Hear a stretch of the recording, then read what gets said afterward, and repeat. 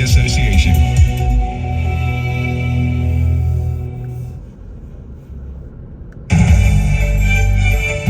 American Family News, I'm Mr. King. Some congressional lawmakers are skeptical that Secretary of State Anthony Blinken's talks with top Chinese leaders will help relieve tensions between China and the U.S.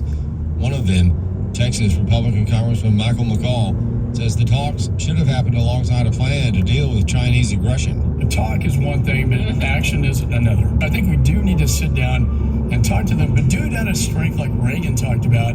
Florida Republican Congressman Carlos Jimenez says his biggest issue with the meetings is Secretary Blinken. I really don't know what happened behind closed doors, and frankly, I don't trust the smell. We don't trust Secretary Blinken with much, and certainly not when it comes to dealing with the Chinese. Florida is having a big influence on the race for the 2024 GOP presidential nomination. Madison Allworth explains. When it comes to Florida, it's not shy of the spotlight with presidential elections, and it is already playing a big role this cycle. There are now 3 candidates vying for the role of Republican nominee that hail from the state, and both Miami Mayor Francis Suarez and Florida Governor Ron DeSantis are pointing to their success in the state as reason for support, often directly contrasting it with the stumblings of blue states. Florida Governor Ron DeSantis argues that he can balance the federal budget the same way he has the states. After 3 years of recovery and over 70 surgeries, the Fort Worth officer plans to return to duty soon. In 2020, Officer Matt Brazil was severely injured when he was hit and dragged by a suspect driving a stolen SUV. In an interview with Fox and Friends, Brazil said injuries are expected in this type of job. In this line of work, you always know it could be you, but you never really think it's going to be you. It's always somebody else, and even in life, you hear people saying, oh, so-and-so got hurt or this happened to so-and-so, but you're like, wow, that's terrible, but you never think, yeah, it's going to be me until it is. Despite all the injuries, Brazil said he cannot imagine being anything else. Since I was 18, I've always had a calling to serve, so it's just, I guess it's in my blood, you could say. I can't imagine doing anything else than wearing a uniform. Montana has a new law requiring companies such as Ancestry.com or 23andMe to obtain consent before sharing genetic data with third parties. Chris Woodward has more. Twyla Brace of Citizens Council for Health Freedom applauds Montana for such a law. Montana's governor just signed a law that says for all genetic information, or I should say almost all genetic information, there has to be patient consent or individual consent before it is shared with third parties. So that's very significant in particular because there is the Genetic Privacy Alliance, which is 23andMe and Ancestry.com and others like that.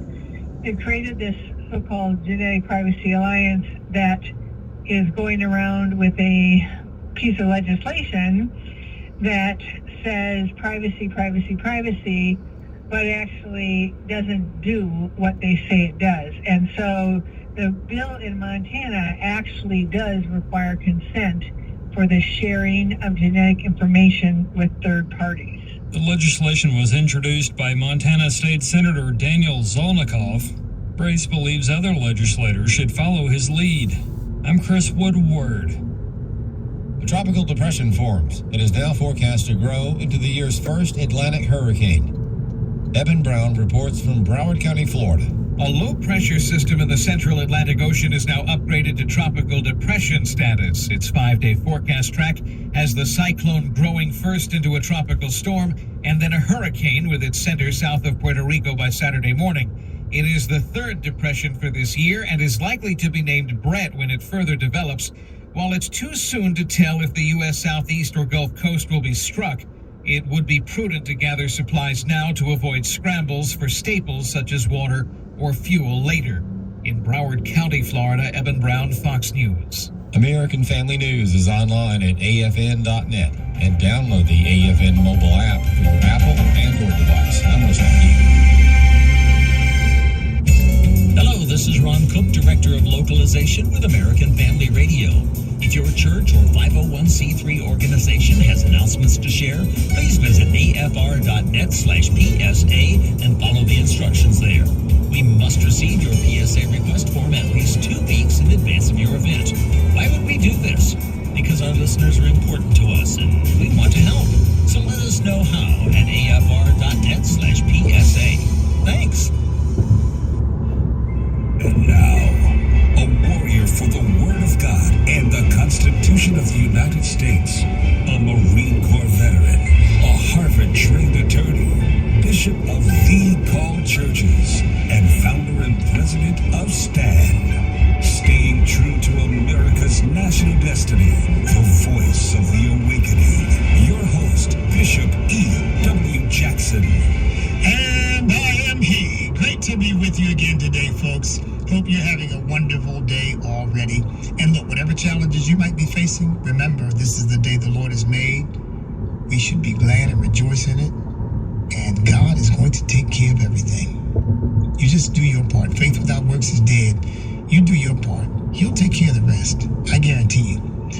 If the plan is God's, then the results are His as well.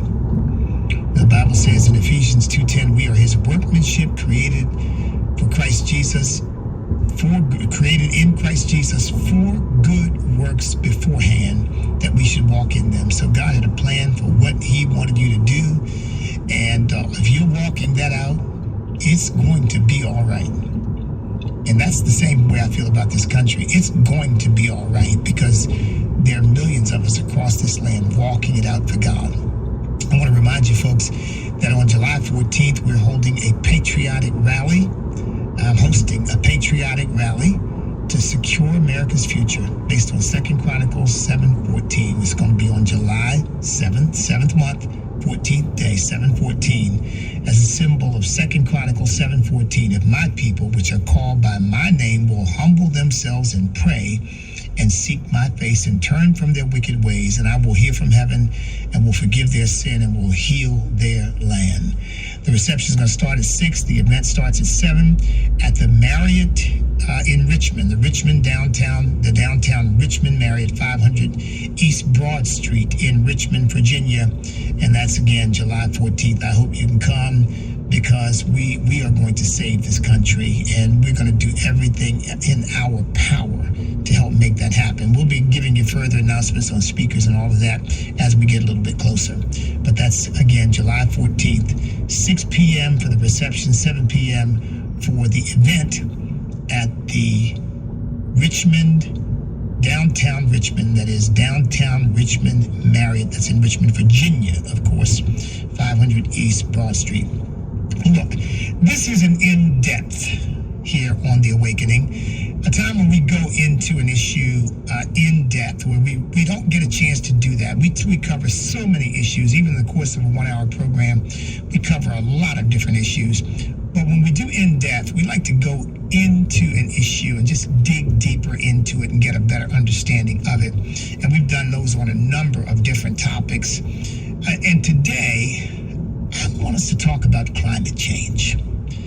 Because even the concept itself, when I say it, I almost choke on it, because I really believe it's a kind of made up thing. But I want to talk to an expert who understands the issue and can give us a perspective on the issue. And when we come back from our first break, we'll be joined by our guest who will be talking to us about climate change.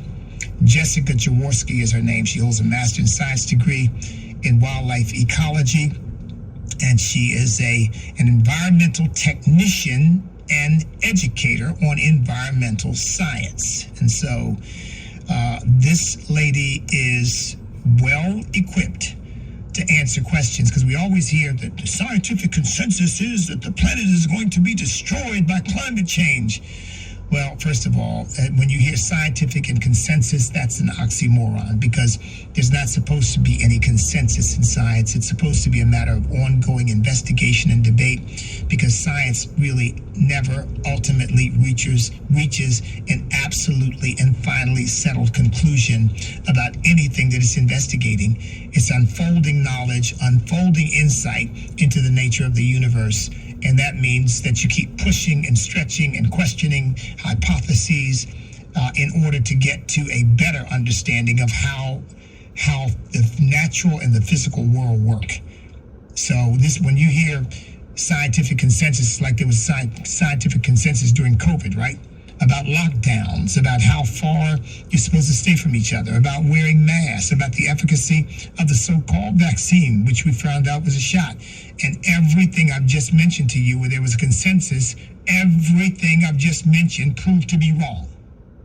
Every bit of it proved to be wrong. There's a consensus not to focus on natural immunity. Wrong. Consensus that masks work. Wrong. Consensus that you need to be 6 feet apart. Wrong. Consensus that if you get the shot, you won't get COVID and you won't spread COVID. Wrong. Every bit of it wrong. So now we're told that this is a consensus on climate change. We've only got about 9 or 10 years, folks, and the planet's going to just kind of implode on us because you drive an SUV or you drive a truck, and that's you're a bad person for doing that. Yeah, you're destroying the planet.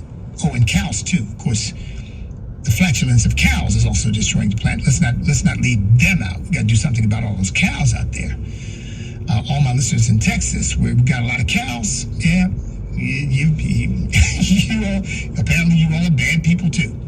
So we really want to get into this and get a better understanding from a scientist who's got some insight for us that doesn't believe in the consensus. You know, this is the bottom line for me, folks. I'm not a scientist. Don't pretend to be one. That's why I'm going to interview one. See, I just believe that God made this planet resilient. He made it so that it would withstand all the developments that mankind would go through, that God saw from the very beginning, all the technological developments, all the industrial developments. He saw all the growth. He saw all the pollution. He saw all the things that mankind would do. And he made this planet resilient enough to deal with all of it. We're not going to destroy the planet. Now, that doesn't mean we shouldn't be good stewards of the planet. That doesn't mean we shouldn't try to make sure we have clean air and clean water. And I'm sure most of you do too. I love the outdoors. I mean, I love the wildlife. I love being out. There's some woods not far from where I live. I love being out in the woods. I mean, it's wonderful. I'm not interested in destroying that, destroying wildlife habitats or any of that. But the planet was not made for us to worship it. The planet was made for us to steward it. This is where we live and we take care of it. There's no Mother Earth.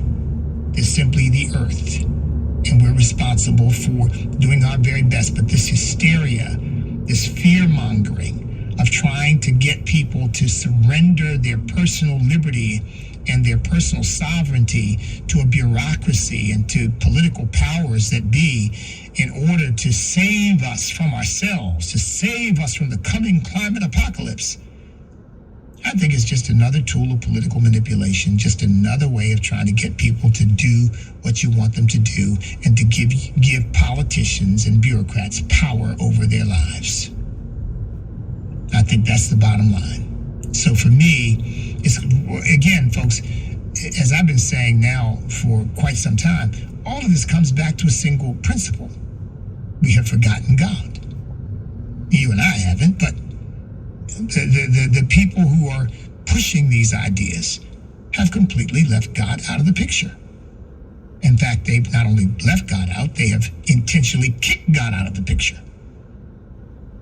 They don't believe in God. They don't like the concept of God. They don't like Christianity. They don't like Judeo-Christian principles and ethics. They don't even like the Declaration of Independence because it acknowledges that rights and freedoms come from our Creator. But our Creator is the one who made this earth, and our Creator is the one who made us, and our Creator is the one ultimately with the answers.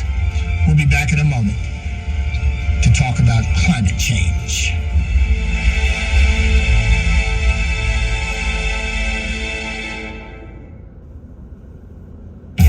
This is Viewpoints with Kirby Anderson.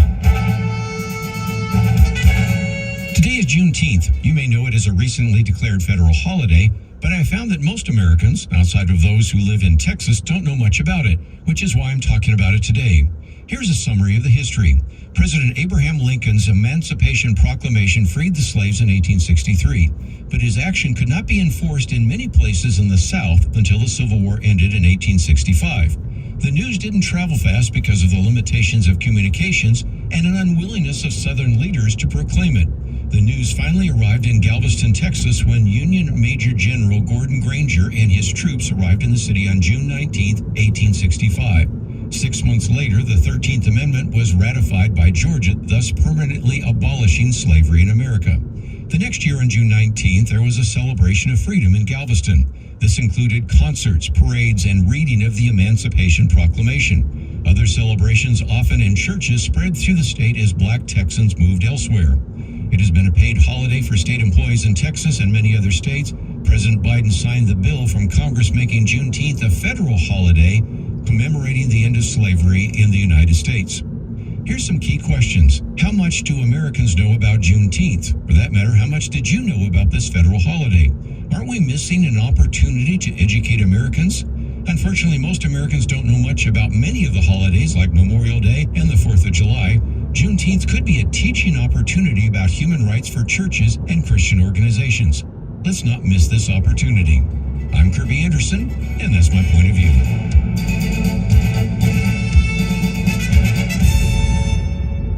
For a free copy of Kirby's booklet, A Biblical View on Racism, go to viewpoints.info/racism. That's viewpoints.info/racism. You know, it's true. Difficult times have a way of focusing us. We have to think about what matters most when it comes to our spending, our healthcare.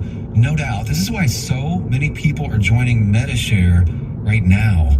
MediShare is a trusted way to save up to 50% on your monthly healthcare costs. More than 400,000 people have already made the switch. It's pretty obvious why, too, especially now during this challenging season with healthcare costs and out-of-pocket expenses going up. MediShare can save you a lot of money. The typical family saves $500 a month.